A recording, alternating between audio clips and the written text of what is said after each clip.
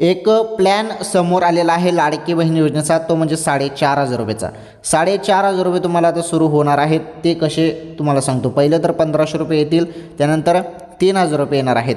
असे 2 टप्प्यात हप्ता देण्याचा विचार जो आहे तो सुरू आहे.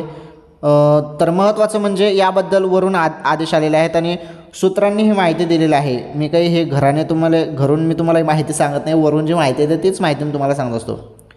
असं सांगण्यात आलेलं आहे आता की पहिले 1,500 रुपये येतील म्हणून आणि त्यानंतर 3,000 रुपये येतील. आता 1,500 रुपये हे नोव्हेंबरचा 17वा हप्ता आहे, जो ऑलरेडी हप्ता येण्यास उशीर झालेला आहे.